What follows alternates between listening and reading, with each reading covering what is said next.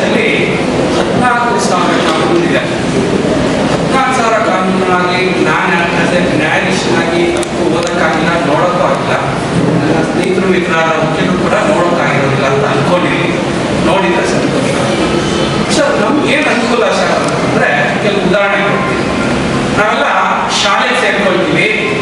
ಮುಂಚೆ ಶಾಲೆಗೆ ಸೇರ್ಕೋಬೇಕಾದ್ರೆ ನಮ್ಮ PO ಇಡ್ಸೋರುತ್ತೆ ಅಥವಾ ಹೆಡ್ ಮಾಸ್ಟರ್ ಇಡ್ಸೋರುತ್ತೆ. ಕಿವಿ ಮುಟ್ಟಿದ್ರೆ ಅಡ್ಮಿಷನ್, ಇಲ್ಲ ಅಂದ್ರೆ ಅಡ್ಮಿಷನ್ ಇಲ್ಲ. ನಮ್ಮ ಕೈ ಸ್ವಲ್ಪ ತುಂಡ ಇತ್ತಪ್ಪ, ಹೇಗೆ ಮುಗಿಸೋದು?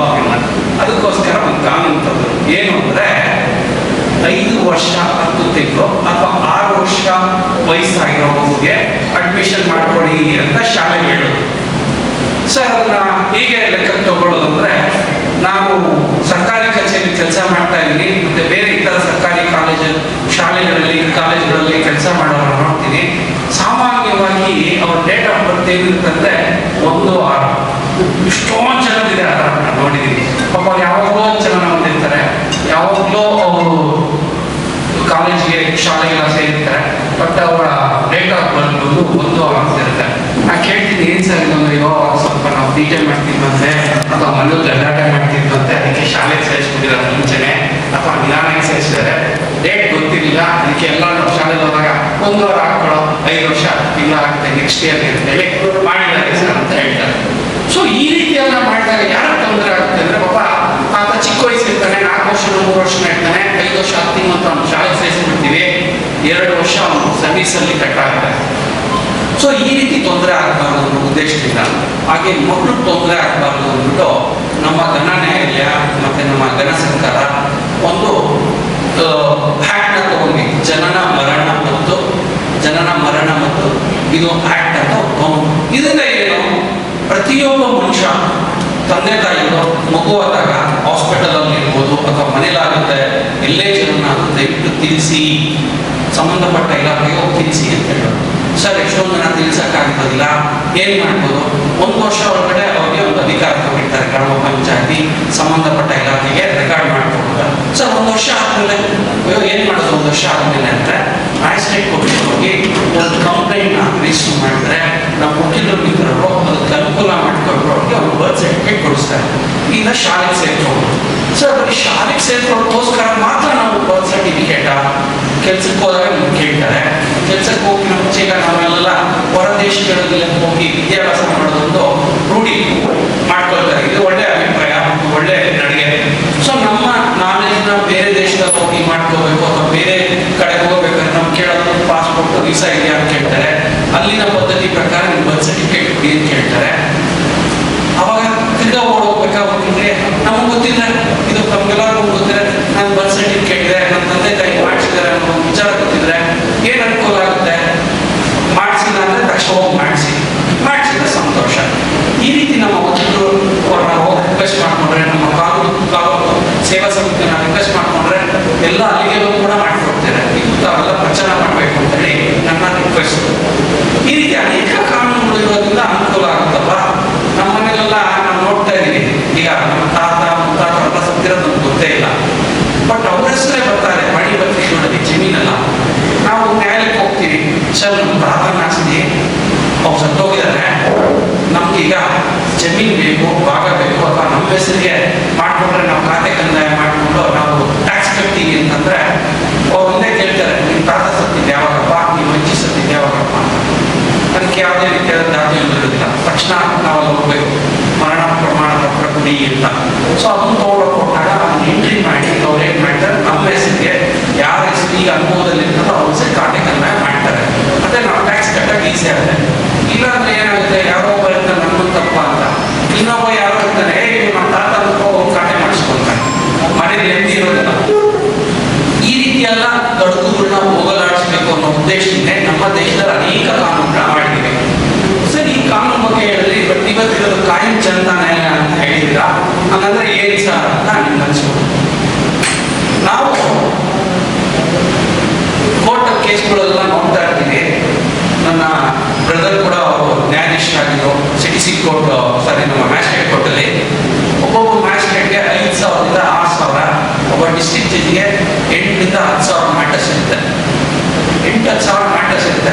ನಾನು ಯಾರೋ ಒಂದು ಚಿಕ್ಕ ಮ್ಯಾಟರ್ ಇರುತ್ತೆ, ಪಕ್ಕದ ಮನೆ ಒಂದು ಬೆಲೆ ಆಗೋಗಿದೆ 10 ನನ್ನ ಜಾಗದಲ್ಲಿ ಅಂತ. ಏನ್ ಮಾಡೋದು? ಅವನ ಹತ್ರ ಹೋಗಿ ಕೇಳಿದ್ರೆ ಜಗಳ ಆಡ್ತಾರೆ. ಪೊಲೀಸ್ ಸ್ಟೇಷನ್ಗೆ ಹೋದ್ರೆ ನೀವು ಸಿವಿಲ್ ನೇಚರು ಸಿವಿಲ್ ಕೇಸ್ ಹಾಕೊಡಿ ಅಂತ ಹೇಳ್ತಾರೆ. ಆ ಸಿವಿಲ್ ತೀರ್ಮಾನ ಆಗೋಷ್ಟೊತ್ತಿಗೆ ಬೇಲಿನೂ ಇರೋದಿಲ್ಲ, ಏನು ಇರೋದಿಲ್ಲ, ನಾವು ಇರೋದಿಲ್ಲ ಎಷ್ಟೊಂದ್ಸಲ. ಆ ರೀತಿ ತೊಂದರೆ ಆಗಬಾರ್ದು ಅಂತ ಏನ್ ಮಾಡಿದ್ರು, ನ್ಯಾಯಾಲಯದಲ್ಲಿ ಕಾಯಿನ್ ಚಂದಾನೆ ಅಂತ ಮಾಡಿ ಚಿಕ್ಕ ಪುಟ್ಟ ಪ್ರಕರಣಗಳು, ರಾಜ್ಯ ಆಗುವಂಥ ಪ್ರಕರಣಗಳನ್ನ ಇಂಥ ನ್ಯಾಯಾಲಯಕ್ಕೆ ಹೋಗಿ ಕಾಯಿನ್ ಚಂದಾನೆ ಹೋಗಿ ಅರ್ಜಿ ಕೊಟ್ಟರೆ ಯಾವುದೇ ರೀತಿಯಾದ ವಕೀಲರು ಶುಲ್ಕ ಇರೋದಿಲ್ಲ, ನ್ಯಾಯಾಲಯದ ಶುಲ್ಕ ಇರೋದಿಲ್ಲ, ಏನಿಲ್ಲ. ಅಲ್ಲಿ ಅವ್ರನ್ನ ವಿಚಾರಣೆ ಮಾಡಿ ರಾಜಿ ಮಾಡಿಸ ಪ್ರಯತ್ನ ಪಡ್ತೀವಿ. ರಾಜಿ ಆಗಲಿಲ್ಲ ಅಂದಾಗ ಕೋರ್ಟಲ್ಲಿ ಯಾವ ರೀತಿ ಎವಿಡೆನ್ಸ್ ತಗೊಂಡ್ರೋ ಎವಿಡೆನ್ಸ್ ತೀರ್ಮಾನ ಮಾಡ್ತಾರೆ. ಇದು ಒಂದು ಉತ್ತಮವಾದ ಸೇವೆ ಕಾಯಿನ್ ಜನತಾ ನ್ಯಾಯಾಲಯದಿಂದ. ಎರಡನೇದು, ಅಲ್ಲಿ ಯಾವುದೇ ರೀತಿ ನ್ಯಾಯಾಲಯದ ಶುಲ್ಕ ಕಟ್ಟಾಗಿಲ್ಲ ಅಂತ ಹೇಳಿದೆ. ಎರಡು, ಅಲ್ಲಿ ತಾವೇ ಕೂಡ ಅರ್ಜಿ ಕೊಡಬಹುದು. ನಾವು ಓದಿರ್ಬೇಕು, ಬಡ್ದಿರ್ಬೇಕು ಆ ಥರ ಏನಿಲ್ಲ, ನಮ್ಗೆ ಗೊತ್ತಾಗೋದಿಲ್ಲ ಎಷ್ಟೊಂದು ಜನ ನಮಗೆ ಹೇಗೆ ಕೊಡ್ಬೇಕು ಅಂತ. ಅಲ್ಲೊಬ್ರು ಅಡ್ವೊಕೇಟ್ನ ನಾವು ನೇಮಕ ಮಾಡಿಕೊಂಡಿದ್ದೀವಿ. ಅಲ್ಲಿ ಅವ್ರೇನ್ ಮಾಡ್ತಾರೆ, ಅವ್ರನ್ನ ವಿಚಾರ ಮಾಡಿ ಏನ್ ಪ್ರಾಬ್ಲಮ್ ಅಂತೇಳಿ ಅವರೇ ಬರ್ಕೊಡ್ತಾರೆ, ಉಚಿತವಾಗಿ ಬರ್ಕೊಡ್ತಾರೆ. ಬರ್ಕೊಟ್ಟು ನಿಮ್ಮ ಪರವಾಗಿ ಅವರೇ ವಾದ ಮಾಡ್ತಾರೆ. ನಮ್ಮ ಸ್ನೇಹಿತರು ವಕೀಲರೋಡೆಲ್ಲ ಅಲ್ಲಿ ನಿಮ್ಮ ಪರವಾಗಿ ವಾದ ಮಾಡ್ತಾರೆ, ಕ್ರಾಸ್ ಎಕ್ಸಾಮಿನೇಷನ್ ಮಾಡ್ತಾರೆ. ಅದರಿಂದ ಒಂದು ಚಿಕ್ಕ ಪುಟ್ಟ ಸಮಸ್ಯೆ ತಕ್ಷಣ ತೀರೋಗುತ್ತೆ. ಇಲ್ಲಾಂದ್ರೆ ನಾವು ಕ್ವಶನ್ ಗಂಟೆ ನಾವು ಎಲಿಬೇಕಾಗುತ್ತೆ. ಇದು ಇನ್ನೊಂದು, ಅವೆಲ್ಲ ರೈತ ಕುಟುಂಬದಿಂದ ಬಂದವರು. ಸಾಮಾನ್ಯವಾಗಿ ಈ ಕಡೆ ಇರೋದಲ್ಲ ರೈತ ಕುಟುಂಬದಿಂದ ಬಂದವರು. ನಾವು ಬೆಳೆ ಸಾಲ ತಗೊಳ್ತೀವಿ ಬ್ಯಾಂಕಲ್ಲಿ ಹೋಗಿ, ಅಥವಾ ನಮ್ಮ ಮಕ್ಕಳು ವಿದ್ಯಾಭ್ಯಾಸಕ್ಕೋಸ್ಕರ ನಾವು ಸಾಲ ಮಾಡಿದ್ದೀವಿ, ಅಥವಾ ಇನ್ನೊಂದು ಮದುವೆ ಮುಂಚೆ ಕಾರ್ಯಕ್ಕೋಸ್ಕರ ನಾವು ಸಾಲ ತಗೊಳ್ತೀವಿ, ವಿದೇಶ ಪ್ರಯಾಣ ಮಾಡೋದಕ್ಕೋಸ್ಕರ ವಿದ್ಯಾಭ್ಯಾಸಕ್ಕೋಸ್ಕರ ನಾವು ಸಾಲ ತಗೊಳ್ತೀವಿ, ಅಥವಾ ಒಂದು ಕಾರ್ ತಗೊಳ್ಳೋದಕ್ಕೆ ಸಾಲ ತಗೊಳ್ತೀವಿ, ಮನೆ ಕಟ್ಟೋದಕ್ಕೋಸ್ಕರ ಒಂದು ಸಾಲ ತಗೊಳ್ತೀವಿ. ಈ ರೀತಿ ಎಲ್ಲ ಸಾಲ ತಗೊಂಡಾಗ ನಮ್ಮ ಹತ್ರ ಎಲ್ಲ ಡಾಕ್ಯುಮೆಂಟ್ಸ್ ಎಲ್ಲ ತರಿಸ್ಕೊಂಡು ಎಲ್ಲ ಇದು ಮಾಡ್ತಾರೆ. ನಮಗೆ ಯಾವುದೋ ಒಂದು ಕೆಟ್ಟದ ಒಂದು ಸಂದರ್ಭದಲ್ಲಿ ನಾವು ಹಣನ ಪಾವತಿ ಮಾಡೋಕ್ಕಾಗೋದಿಲ್ಲ, ಬ್ಯಾಂಕಲ್ಲಿ ಪಾವತಿ ಮಾಡೋಕ್ಕಾಗಲ್ಲ. ಅವಾಗ ಅವರು ನೋಟಿಸ್ ಇಶ್ಯೂ ಮಾಡ್ತಾರೆ. ನೋಟಿಸ್ ಇಶ್ಯೂ ಮಾಡಿ ಇಂಟ್ರೆಸ್ಟ್ ಕಟ್ಟಿ, ಮತ್ತೆ ನಿಮ್ಮ ಆಸ್ತಿಗಳ ಮುಗ್ಗೋಲ ಕೊಡ್ತೀವಿ, ಮಾರಾಟ ಮಾಡ್ತೀವಿ ಅಂತೆಲ್ಲ ಹೇಳ್ತಾರೆ. ನಮ್ಗಿರೋದು ಒಂದೇ ಆಸ್ತಿ ಇರುತ್ತೆ ಅಥವಾ ಒಂದೇ ಮನೆ ಇರುತ್ತೆ, ನಾವೆಲ್ಲ ಎಲ್ಲ ಹೋಗ್ಬೇಕು. ಸೊ ಅಂಥ ಸಂದರ್ಭದಲ್ಲಿ ಕೂಡ ನಮ್ಮ ಕಾಯಿನ್ ಜನತಾ ನ್ಯಾಯಾಲಯಕ್ಕೆ ಅರ್ಜಿ ಕೊಟ್ಟರೆ ಬ್ಯಾಂಕ್ ಅಧಿಕಾರಿಗಳನ್ನ ಕರೆಸಿ RBI ಗೈಡ್ಲೈನ್ಸ್ ಏನು ಹೇಳುತ್ತೆ, ಕೆಲವೆಲ್ಲ ಒಂದು ರಾಷ್ಟ್ರೀಯ ಆಯೋಗದಿಂದ ಕೆಲವೆಲ್ಲ ಇಂಟ್ರೆಸ್ಟ್ ಫ್ರೀ ಮಾಡಬೇಕು ಅಂತಿದೆ, ಕೆಲವು ಇಂಟ್ರೆಸ್ಟ್ನ ಮನ್ನಾ ಮಾಡಬೇಕು ಅಂತಿದೆ, ಕೆಲವು ಸಂದರ್ಭದಲ್ಲಿ ಪ್ರಿನ್ಸಿಪಲ್ ಅಮೌಂಟ್ನ ಕೂಡ ಮನ್ನಾ ಮಾಡಬೇಕು ಅಂತಿದೆ. ವಿದ್ಯಾರ್ಥಿಗಳು ಪಾಪ ನೀವು ಸಾಲ ತಗೊಂಡು ವಿದ್ಯಾಭ್ಯಾಸಕ್ಕೋಸ್ಕರ ನೀವು ಹೊರಗಡೆ ಹೋಗಿರ್ತೀರಾ, ಅಲ್ಲಿ ಕೆಲಸ ಸಿಕ್ಕಿರೋದಿಲ್ಲ, ಈಗ ನಮ್ಮ ಇಂಡಿಯಾಗೆ ಬರ್ತೀರಾ, ಇಂಡಿಯಾಗೆ ಬಂದು ವಾಪಸ್ ಕೆಲಸ ಸಿಕ್ಕಿರೋದಿಲ್ಲ ತಕ್ಷಣ, ಬಟ್ ಅದ್ರ ರೇಟ್ ಆಫ್ ಇಂಟ್ರೆಸ್ಟ್ ಬೆಳೀತಾ ಇರುತ್ತೆ, ಪ್ರಿನ್ಸಿಪಲ್ ಅಮೌಂಟ್ ಕಟ್ಟಕ್ಕಾಗಿರೋದಿಲ್ಲ. ಇಂಥ ಸಂದರ್ಭದಲ್ಲಿ ಪಾಪ ಮಕ್ಕಳನ್ನ ಯಾವ ರೀತಿ ಹೊಣೆ ಮಾಡೋದು? ಈ ಸಂದರ್ಭದಲ್ಲಿ ಈ ಒಂದು ಕಾಯಿನ್ ಜನತಾ ನ್ಯಾಯಾಲಯಗಳು ಯಾವ ಬ್ಯಾಂಕಲ್ಲಿ ಏನು ಅಂತೆಲ್ಲ ಡೀಟೇಲ್ಸ್ ಕೊಟ್ಟರೆ ಬ್ಯಾಂಕ್ ಬ್ಯಾಂಕ್ ಮ್ಯಾನೇಜರ್ನ ಕರೆಸಿ ಅವ್ರಿಗೆ ಸಮಾಧಾನವಾಗಿ ಹೇಳಿ, ನೋಡಿ ಮಕ್ಕಳು ಶಾಲೆಗೆ ಹೋಗ್ತಾ ಇದ್ರು, ಇದನ್ನು ತಗೊಂಡಿದ್ದಾರೆ, ಲೋನ್ ತಗೊಂಡಿದ್ದಾರೆ, ಶಾಲಾ ಲೋನ್ ತಗೊಂಡಿದ್ದಾರೆ, ವಿದ್ಯಾಭ್ಯಾಸಕ್ಕೋಸ್ಕರ ತೀರೋಡಿ ಮಾಡೋಕ್ಕಾಗಲ್ಲ, ಈ ಪರಿಸ್ಥಿತಿ ಇರುತ್ತೆ. ಆದ ಕಾರಣದಿಂದ ಸ್ವಲ್ಪ ನೀವು ಮನ್ನಾ ಮಾಡಿ, ಸಾಲ ಮನ್ನಾ ಮಾಡಿ, ಅಥವಾ ಪ್ರಿನ್ಸಿಪಲ್ ಅಮೌಂಟಲ್ಲಿ ಮನ್ನಾ ಮಾಡಿ ಅಂತ ರಿಕ್ವೆಸ್ಟ್ ಮಾಡ್ಕೊಳ್ತೀವಿ. ಅವ್ರೊಂದು ಬಾಂಡ್ ತಗೋತಾರೆ. ಅಕಸ್ಮಾತ್ ನಿಮ್ಮ ಕೆಲಸ ಸಿಕ್ಕಿದ ಮೇಲೆ ನೀವು ಗಟ್ಟಿಗೆ ಕೊಡಿ, ರಾಜಿ ಮಾಡ್ಕೊಡಿ ಅಂತ ಹೇಳ್ತಾರೆ. ಇದನ್ನು ಅನುಕೂಲ ಆಗಲಿ ಅನ್ನೋ ಉದ್ದೇಶದಿಂದ ನಾವು ಈ ಕಾನೂನು ಬಗ್ಗೆ ಎಲ್ಲ ನಿಮ್ಗೆ ಹೇಳ್ತಾ ಇದ್ದೀವಿ. ಸರ್, ಇದು ನಮಗೆ ಯಾಕೆ ಹೇಳ್ತೀರಾ ಸರ್ ಅಂತಂದರೆ, ನಾನು ವಿದ್ಯಾರ್ಥಿಯಾಗಿದ್ದಾಗ ನಾನು ಶಾಲೆಗೆ ಹೋದಾಗ ನಮ್ಮ ಅಪ್ಪ ಅಮ್ಮ ಏನು ಹೇಳೋರು ಗೊತ್ತಿಲ್ಲ, ಅವ್ರು ಹೇಳಿದ್ರು ನಾವು ಅಷ್ಟೊಂದು ಬೆಲೆ ಕೊಟ್ಟಿದ್ವೋ ಅಲ್ಲೋ ಗೊತ್ತಿಲ್ಲ. ಅದೇ ಟೀಚರ್ ಏನಾದ್ರು ಹೇಳಿದ್ರೆ, ಗುರುಗಳು ಏನಾದ್ರು ಹೇಳಿದ್ರೆ ನಾವು ಕಿವಿಗೆ ಹೋಗೋದು, ನಮ್ಮ ಟೀಚರ್ ಹೇಳಿದರೆ ನಾವು ಈ ರೀತಿ ಮಾಡಬಾರ್ದು, ನಮ್ಮ ಗುರುಗಳು ಹೇಳಿದ್ದಾರೆ ಈ ಥರ, ಶಾಲಾ ಟೀಚರ್ಸ್ ನಿಮ್ಗೆ ಹೇಳಿದ್ದಾರೆ ಈ ರೀತಿ ಮಾಡಬಾರ್ದು, ತಪ್ಪು. ಆಮೇಲೆ ಅವ್ರು ಏನಾದ್ರು ಒಂದು ಅಡ್ವೈಸ್ ಮಾಡಿದ್ರೆ ಅವ್ರ ಅಡ್ವೈಸ್ನ ನಾವು ತಗೊಳ್ತೀವಿ. ಅವರು ನಮಗೆ ರೋಲ್ ಮಾಡೋದು ಟೀಚರ್ಸು ಮಕ್ಕಳಿರಲ್ಲ, ಅದಕ್ಕೆ ಅಷ್ಟು ಗೌರವ ನಮಗೆ ಟೀಚರ್ಸು ಗುರುಗಳು ಅಂದರೆ ಈಗಲೂ ನಮಗೆ. ಈ ರೀತಿ ನಿಮ್ಮ ಶಾಲೆಗೆ ಬಂದು ನಾವು ಹೇಳಿದಾಗ ನಿಮ್ಗೆ ಯಾವುದೋ ಒಂದ್ಸಲ ಈ ಥರ ತೊಂದರೆ ಬರ್ಬೋದು, ಅಥವಾ ನಿಮ್ಮ ಅಕ್ಕಪಕ್ಕದ ಮೇಲೆ ತೊಂದರೆ ಬಂದಾಗ ನಮ್ಮ ಕಾಲೇಜಿಗೆ ಬಂದಿದ್ರು, ನಮ್ಮ ಶಾಲೆಗೆ ಬಂದಿದ್ರು, ಈ ರೀತಿ ಒಂದು ವಿಚಾರ ಹೇಳಿದರೆ ಕಾನೂನು ಸೇವಾ ಸಮಿತಿ ಅಂತಿದೆ ತಾಲೂಕಲ್ಲಿ, ಮತ್ತೆ ಅಲ್ಲಿ ಕಾಯಿನ್ ಜನತಾ ನ್ಯಾಯಾಲಯ ಇದೆ ಬೆಂಗಳೂರಲ್ಲಿ, ಅಲ್ಲಿಗೆ ಹೋಗಿ ನಾವು ಭೇಟಿ ಮಾಡಿ ಅವರಿಂದ ಕೆಲವು ಇನ್ಫಾರ್ಮೇಶನ್ ಎಲ್ಲ ತಗೊಂಡು ನೀವು ಯಾಕೆ ಸಹಾಯ ಮಾಡಿಬಾರದು ಅನ್ನೋ ಉದ್ದೇಶ. ಈ ಸಹಾಯ ಮಾಡೋದು ನೀವು ಈ ಕಾನೂನು ಅಂದರೆ ಕೇವಲ ನೀವು ತಿಳ್ಕೊಳ್ಳೋದಷ್ಟೇ ಅಲ್ಲ, ಬೇರೆಯವ್ರಿಗೆ ನೀವು ಕೂಡ ನೆರವು ಮಾಡ್ತಾ ಇದ್ದೀರಾ. ಈ ಒಂದು ನಿಟ್ಟಿನಲ್ಲಿ ಮಕ್ಕಳಾದ ನಿಮಗೆ ಈ ವಿಚಾರವನ್ನು ನಮ್ಮ ಗಮನಕ್ಕೆ ತರಬೇಕು ಅಂತೇಳಿ ನಾವು ಈ ಕಾರ್ಯಕ್ರಮವೆಲ್ಲ ಹಾಕೊಂಡಿರ್ತೀವಿ. ಇದರಲ್ಲಿ ಯಾವುದೇ ರೀತಿಯ ಉಪೇಕ್ಷತೆ ಇಲ್ಲ, ನಿಮ್ಗೆ ಅನುಕೂಲ ಆಗಿ, ಸಾರ್ವಜನಿಕರ ಅನುಕೂಲ ಆಗಿ ಅನ್ನೋ ಒಂದೇ ಒಂದು ಉದ್ದೇಶನ ನಾವು ಈ ಕಾರ್ಯಕ್ರಮ ಮಾಡ್ತಾ ಇದ್ದೀವಿ. ಶಾಲಾ ಕಾಲೇಜುಗಳಲ್ಲಿ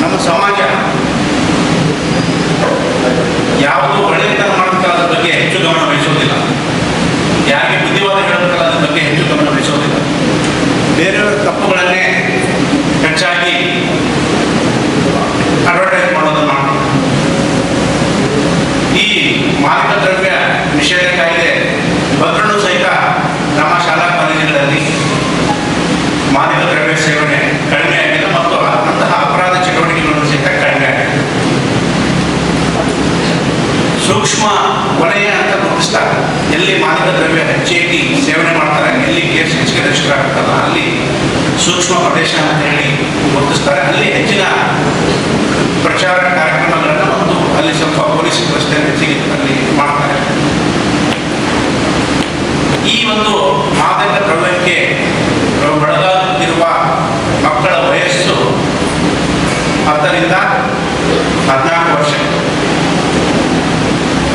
ಅವನು ಪ್ರೌಢ ವಯಸ್ಕರು ಅಂತ ಹೇಳ್ತೀವಿ. ಅಂತಹ ಮಕ್ಕಳು ಈ ಒಂದು ಮಾದಕ ದ್ರವ್ಯ ಸೇವನೆಗೆ ಒಳಗಾಗ್ತಾರೆ. ಈ ಮಾದಕ ದ್ರವ್ಯ ಅನ್ನೋದು ನೇರವಾಗಿ ಮಕ್ಕಳಿಗೆ ಕೊಡೋದಿಲ್ಲ, ನೇರವಾಗಿ ಅವ್ರಿಗೆ ಸಿಗೋದಿಲ್ಲ.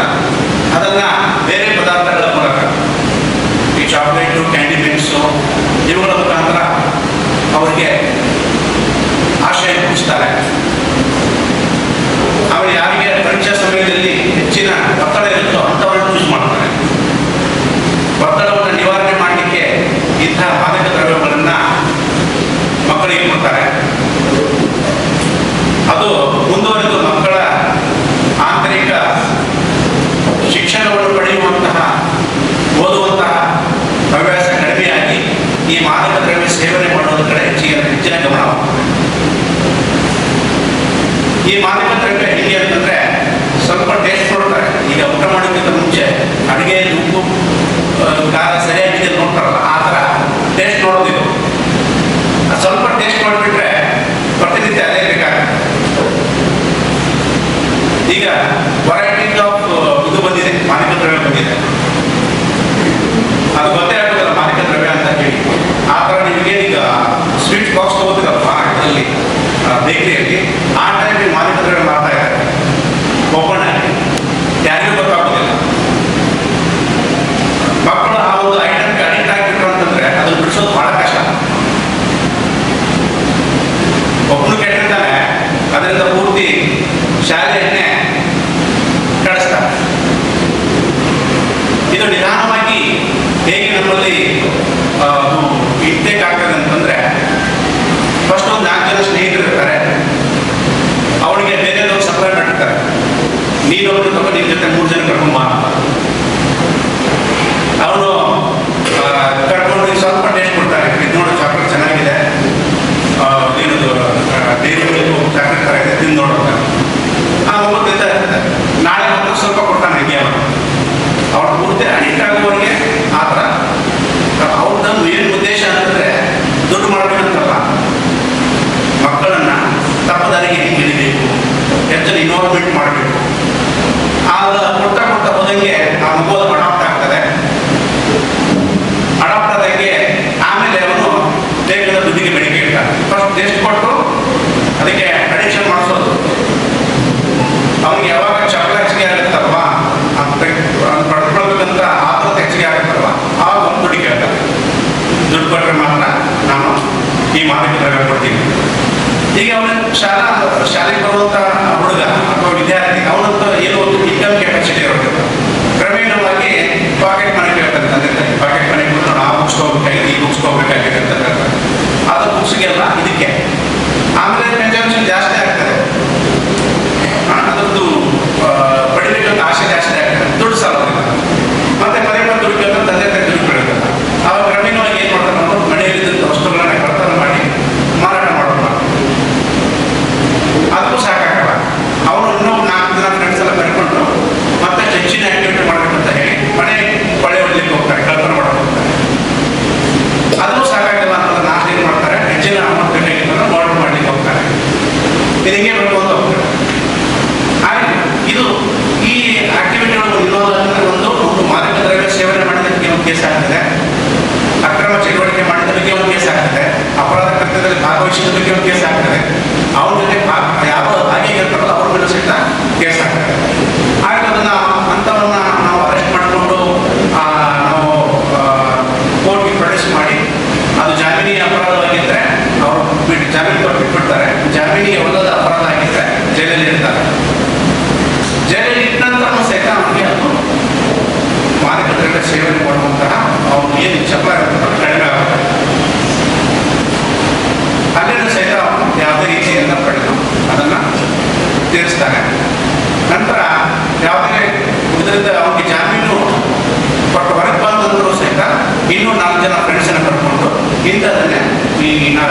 ಮಾದಕ ದ್ರವ್ಯ ಸೇವನೆ ಮಾಡುವಂಥ ಆಕ್ಟಿವಿಟೀಸಲ್ಲಿ ಭಾಗವಹಿಸಿ ಪೂರ್ತಿ ಒಂದು ಸಮಾಜವನ್ನು ಅಧೋಗತಿಗೆ ಹೋದ ನಂತರ ಯಾವುದೇ ಒಂದು ಗ್ಯಾಂಗು ಕುಡಿ ರೌಡಿ ಅಂತ ಇನ್ವಾಲ್ವ್ ಆಗಿ ಎಲ್ಲದನ್ನು ಬೀದಿ ಹಣ ಹೆಸರು ಹೋಗ್ತಾರೆ. ಇದು ಎಲ್ಲಿಂದ ಪ್ರಾರಂಭ ಆಗಿದ್ದು? ಬರೀ ಟೇಸ್ಟ್ ನೋಡ್ರಲ್ಲ, ಟೇಸ್ಟಿಂದ ಪ್ರಾರಂಭವಾಗಿ ಪೂರ್ತಿ ತನ್ನ ಜೀವನ, ತನ್ನ ಕುಟುಂಬದ ಜೀವನವನ್ನು ಹಾಳು ಮಾಡಿ ಈ ಭೂಮಿ ಬಿಟ್ಟು ಹೋಗ್ತಾರೆ. ಅದಕ್ಕೆ ನಾವೇನು ಮಾಡಬೇಕು? ಏನು ಮಾದಕ ದ್ರವ್ಯ ಅಂತ ತಿಳ್ಕೋಬೇಕು. ಯಾರಾದರೂ ನಿಮಗೆ ಸ್ಕೂಲಿಂದ ಹೊರಗಡೆ ಹೋಗುವಾಗ ಬೇಕರಿ ಶಾಪ್ ಹತ್ರ ಅಥವಾ ಮೆಡಿಕಲ್ ಶಾಪ್ ಹತ್ರ ನಿಂತು ಚಾಕ್ಲೇಟ್ ಕೊಡಿಸ್ತೀನಿ ಬಾ, ಕ್ಯಾಂಡಿಡೇಟ್ ಕೊಡಿಸ್ತೀನಿ ಬಾ ಅಂತ ಹೇಳಿದ್ರೆ ದಯವಿಟ್ಟು ಅದನ್ನು ತೆಗೆದುಕೊಳ್ಳಿಕ್ಕೆ ಹೋಗ್ಬೇಕು. ನಿಮಗೆ ಅದರಲ್ಲಿ ಮಾದಕ ದ್ರವ್ಯ ಇದೆ ಅಂತೇಳಿ ಗೊತ್ತಾಗೋದಿಲ್ಲ. ಒಂದ್ಸಲ ನಮ್ಮ ಬ್ಲಡ್ಡಲ್ಲಿ ಅದು ಮಿಕ್ಸ್ ಆಗಿದೆ ಅಂತಂದ್ರೆ ಅದು ಹಂಗೇನೆ ಬೇಕು ಬೇಕು ಅಂತ ಹೇಳ್ಕೊಂಡು ಹೋಗ್ತದೆ. ಅದು ಅದರ ಒಂದು ಮಾದಕ ದ್ರವ್ಯ ವಿಶೇಷತೆ ಏನಂತಂದ್ರೆ ನಮಗೇನು ಮಾನಸಿಕ ಒತ್ತಡ ಇರ್ತದಲ್ವಾ, ಎಕ್ಸಾಮ್ ಟೈಮಲ್ಲಿ ರಿಸರ್ಚ್ ಎಕ್ಸಾಮ್ ಬರುವಾಗ ರಾತ್ರಿ ಬೆಳಗ್ಗೆ ಕೂತು ಓದ್ತಾ ಇರ್ತದೆ, ಭಾಳ ಟೆನ್ಷನ್ ಇರ್ತದೆ. ಅದು ತಗೊಂಡ್ಬಿಟ್ರೆ ಏನೂ ಟೆನ್ಷನ್ ಇರಲ್ಲ, ಏನೂ ಟೆನ್ಷನ್ ಇರಲ್ಲ. ಎಕ್ಸಾಮ್ನಲ್ಲಿ ಏನು ಬರೆಯೋದು, ಖಾಲಿ ಪೇಪರ್ ಕೊಟ್ಟು ಬಂದ್ಬಿಡ್ತೀವಿ. ಅದಕ್ಕೆ ನಾವು ಜಾಗೃತರಾಗಿರ್ಬೇಕು. ನಾವು ಹೇಗೆ ಶಾಲೆಗೆ ಬರೋದು? ಕೇವಲ ವಿದ್ಯಾಭ್ಯಾಸ ಕಲೀಲಿಕ್ಕೆ ಮಾತ್ರನಾ? ವಿದ್ಯಾಭ್ಯಾಸ ಕಲೀಲಿಕ್ಕೆ ಮಾತ್ರ ಅಲ್ಲ, ನಾವು ನಮ್ಮ ಜವಾಬ್ದಾರಿಯನ್ನು ಸರಿಯಾಗಿ ಅರಿತುಕೊಳ್ಬೇಕು. ನಮಗಾಗಿ ನಮ್ಮ ತಂದೆ ತಾಯಿ ಹೊರಗಡೆ ಕೆಲಸ ಮಾಡ್ತಿರ್ತಾರೆ, ಕಷ್ಟಪಟ್ಟು ಕೆಲಸ ಮಾಡ್ತಿರ್ತಾರೆ. ನಮ್ಮನ್ನು ಒಳ್ಳೆಯ ನಾಗರಿಕರಾಗಿ ರೂಪಿಸ್ಕೊಳ್ಳಿಕ್ಕೆ ಶಾಲಾ ಕಾಲೇಜಲ್ಲಿ ಕಳಿಸ್ತಾರೆ. ನಮ್ಮ ಉದ್ದೇಶ ಏನಾಗಿರ್ಬೇಕಂತಂದರೆ ಒಳ್ಳೆಯ ವಿದ್ಯಾಭ್ಯಾಸವನ್ನು ಪಡೆದು ಈ ಸಮಾಜವನ್ನು ಯಾವ ರೀತಿ ನಾವು ಸುಧಾರಣೆ ಮಾಡಬೇಕು, ನಮ್ಮನ್ನು ನಾವು ಹೀಗೆ ರೂಪಿಸಿಕೊಳ್ಬೇಕು, ನಮ್ಮ ದೇಶವನ್ನು ಯಾವ ರೀತಿ ಪ್ರಗತಿಯತ್ತ ತೆಗೆದುಕೊಂಡು ಹೋಗಬೇಕು, ನಾನು ಒಳ್ಳೆಯ ಒಂದು ಜಾಬನ್ನು ಪಡೆದು ನನ್ನ ಕುಟುಂಬದ ಜವಾಬ್ದಾರಿಯನ್ನು ವಹಿಸ್ಕೋಬೇಕು, ಅಂತಹ ಆಲೋಚನೆಗಳನ್ನು ನಾವು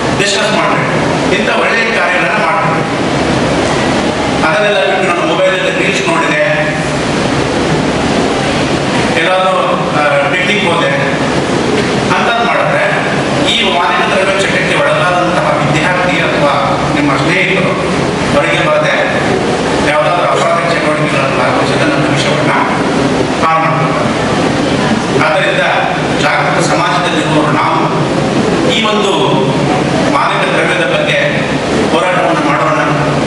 ನಮ್ಮ ರಾಜ್ಯವನ್ನು ಮತ್ತು ನಮ್ಮ ದೇಶವನ್ನು ಮಾದಕ ವ್ಯಸನದಿಂದ ಮುಕ್ತವಾಗಿಸೋಣ ಅಂತ ಹೇಳಿ ನಾವೆಲ್ಲರೂ ಪ್ರತಿಜ್ಞೆ ಮಾಡಿ ಈ ಮಾದಕ ದ್ರವ್ಯ ವ್ಯಸನ ಮುಕ್ತ ರಾಷ್ಟ್ರವಾಗಿ ನಿರ್ಮಾಣ ಮಾಡೋಣ ಅಂತ ಹೇಳಿ ನನಗೆ ಈ ದಿವಸ ಈ ಕಾರ್ಯಕ್ರಮದಲ್ಲಿ ಭಾಗವಹಿಸಿ ಜಂಟ ನ್ಯಾಯಾಲಯದ ಉಪಯೋಗಗಳ ಬಗ್ಗೆ, ಕಾರ್ಯಜನರ ಉಪಯೋಗಗಳ ಬಗ್ಗೆ ಹಾಗೂ ಈ ಮಾದಕ ದ್ರವ್ಯ ಸೇವನೆಯ